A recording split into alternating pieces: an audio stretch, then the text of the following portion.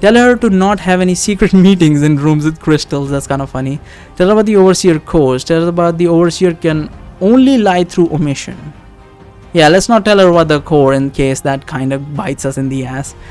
And she can probably find that out on her own. Yeah, we can tell her this.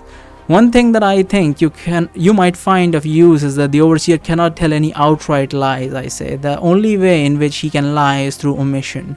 Meredith says, if this were true, then it would be it could be some very value. What does that even mean? It could be some very value information? Okay. However, I'm finding it a bit hard to believe that you could know such a thing for certain. How did you find this out? Was it the overseer himself who told you about this weakness of his by any chance? Well, yes, I say. But it is also a fact that we have seen him go out of his way to lie through omission in situation where it would have been much easier for him to tell a regular lie. He also never stated any incorrect facts to us in any of our previous interactions with him as far as we could tell.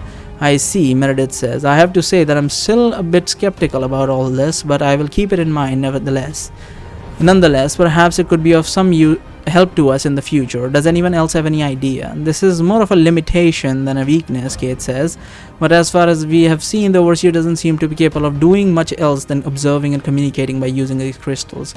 Normally he shouldn't be able to attack you through them, although he did say that he was capable of accessing the Magium node, so it is possible he learned to use the crystals better in the past few days. Yes, I've also had the same suspicion, but I wasn't quite sure of it. Meredith says, accessing the node can be done by simply linking his aura to it. Accessing the node can be done by simply linking his aura to it. So it wouldn't require him to have any offensive abilities. We should probably not completely dismiss the possibility that he could have some sort of hidden attack up his sleeve, but for the moment we will go with the assumption that he isn't able to cast any spells while he's inside the crystals. While I do understand that it is important to be ready for anything, Uwerk says, have you considered the option of an open alliance with the Overseer?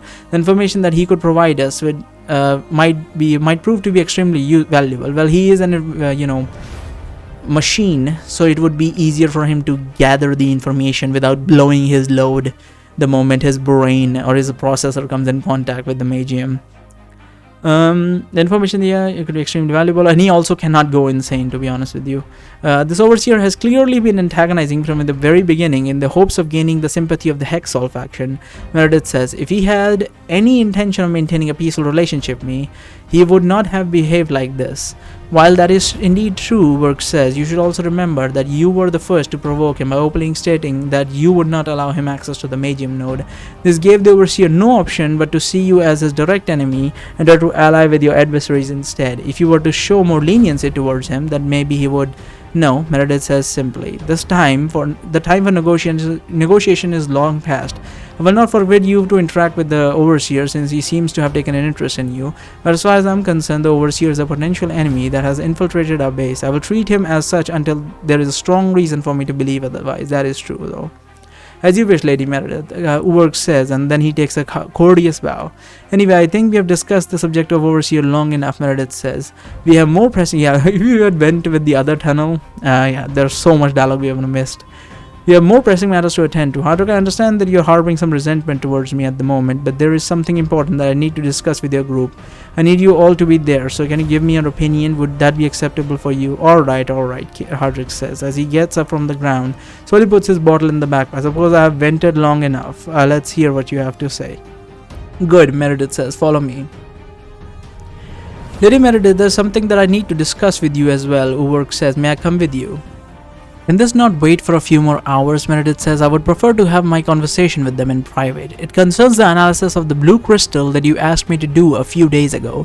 Uwerk says, I thought you might want the answers to that sooner rather than later. Meredith says, very well, in that case, you may accompany us for a short while. Until you finish giving me your report, then you will return to your quarters. Is that understood? Of course, Uwerk says. Let us head towards the Magium node tunnel then. Meredith says, we will have our talk on the way there. See you around, Claycarth, Hardrock says, as we are going back to the way we came. Yeah, Claycarth says, as he extends a glass of ale towards Hardrock without getting up from the floor, later dwarf. So, Hardwick says to Meredith, as we are moving away from the drunken friend, did you really kill the Hexhall guy like Clay Cartsell? Come on, be honest. You're trying to rile me up, then you should know that it's not working. Meredith says, oh yeah, Hardwick says, as he now turns to the rest of us, she totally killed him. That's so true though. We walked forward for a few minutes until we get back to the tunnel where the two tunnels intersected. During this time, pretty much the only person that talked was Uberg, who made sure to give Meredith the most detailed and boring analysis about the crystal that anyone could have come up with. I couldn't understand half of the report that he used in his words that he used in his report. I've studied all aspects of magic quite extensively. I wondered just how much Meredith was able to understand from all of this. When we reached the entrance of the tunnel, we come upon Darren, Melindra, Flower, and Luna, who were just returning from the corridors leading to the Lesethi base's main headquarters, while seemingly in the middle of an argument with the Lesethi guard. Basically, wouldn't believe them that they were official guests of Meredith's and not just some unwelcome intruders. Looks like Darren and others went in search of Hardwick to the wrong corridor. They must have been stuck arguing with the guard ever since. As soon as Meredith figures out what happened, she explains the situation to the guard and he lets them go so they can come with us towards the Magium node again. Uberg says, as we are still walking side by side through the underground tunnels, moving on from the surface level analysis of the blue crystals. You can use, now that I think about it, you could use the Magium like drugs actually. I mean, if you have the control that this fucking dog, man, he's been barking up a storm every now and then. Hopefully, he's probably getting picked up the mic at least a little bit. Anyway, my thought will disappear if I stop right now. They could probably use Magium like a drug. If it hits you with a huge wave of knowledge and you have like a second to remove your hand, then like that would probably like trigger two things. One, your body would go like, holy shit, that much knowledge, man, and just like blow a load. And then the second, you would be like, oh man, I nearly died, I nearly went insane. So it's like a second adrenaline hit as well. So you could probably use the Magium like drugs, though you probably shouldn't say that around the Lesethi leader. She'd probably get pissed off. Where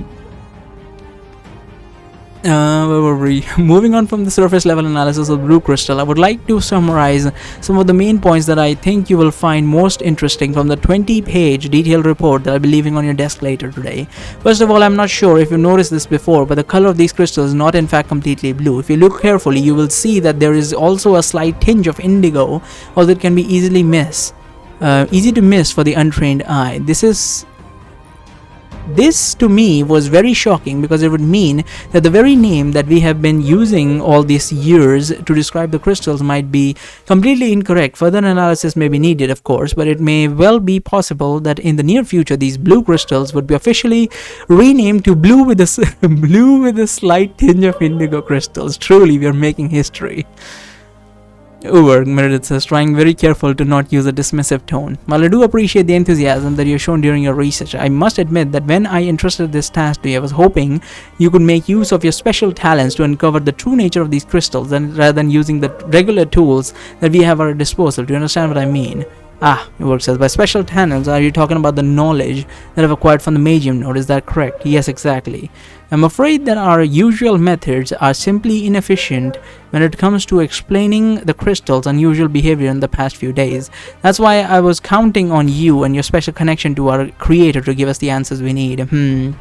Uberg says, now that you mention it, I do have knowledge of a similar event happening once before, although it was over 10,000 years ago, back when the Lesethi and the humans were still a single race. Is that true? Holy shit. Would you like to hear about it? Lesethi and humans used to be part of a single race? Hardwick says, shocked. It's the first time I'm hearing of such a thing. Is this common knowledge for Lesethi or something?